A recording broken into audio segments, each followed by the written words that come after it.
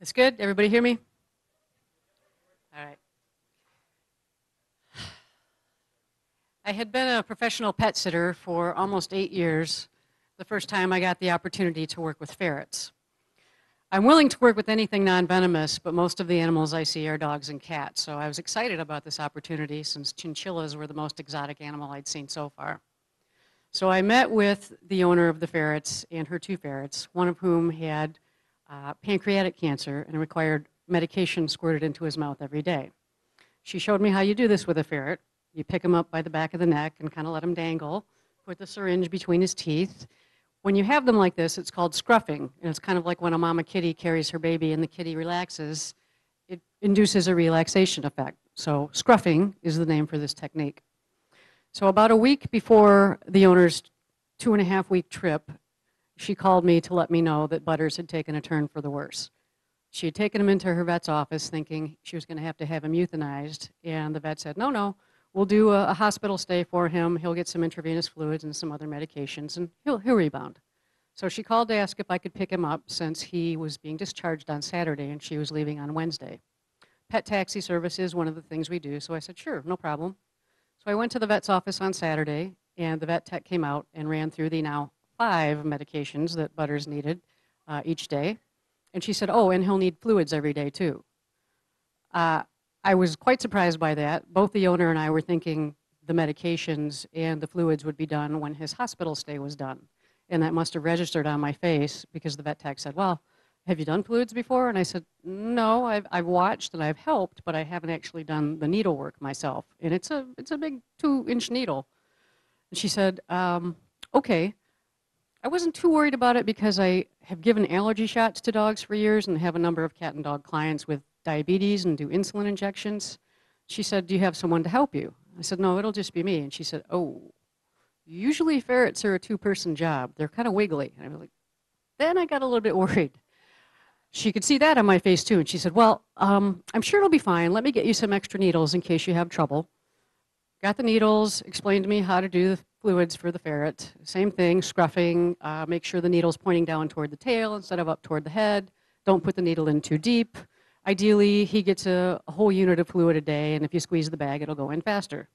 Any questions? No. And she said, if it's really bad or you have a really hard time, you can always bring him back and have him readmitted. So with that reassurance, took him home, kind of scoped things out at the house to see how I was going to handle this the next day.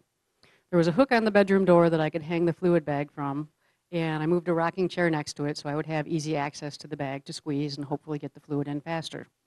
So the next day, I collected Butters, the needle, the fluids, and myself, sat down in the chair, and took a deep breath, uncapped the needle, and put it into his neck. I thought, wow, that was easier than I thought it was going to be. And then I noticed the fluid was coming out of his neck as well. Trying not to go too deep with the needle, I had actually put it out the skin the other way. He started squirming and dislodged the needle entirely, giving us both a shower, kind of like a mini fire hose gone wild.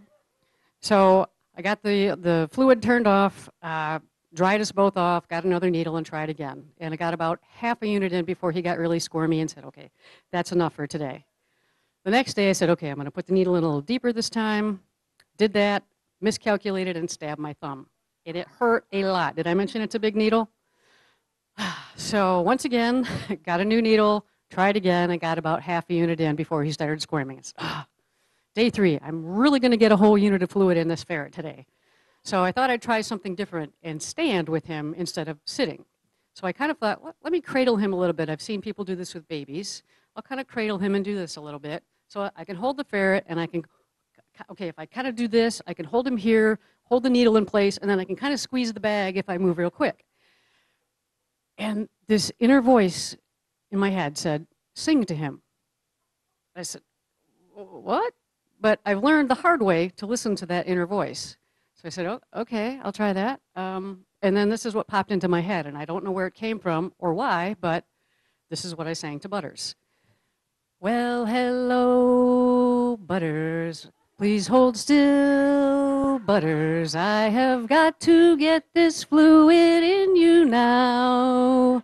You're doing swell, Butters. Just hold still, Butters. Yep, we're gonna get this fluid in you now.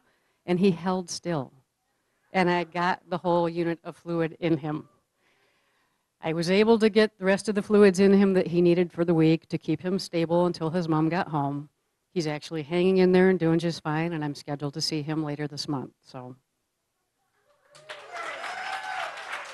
Y'all, I was gonna walk like this. Y'all didn't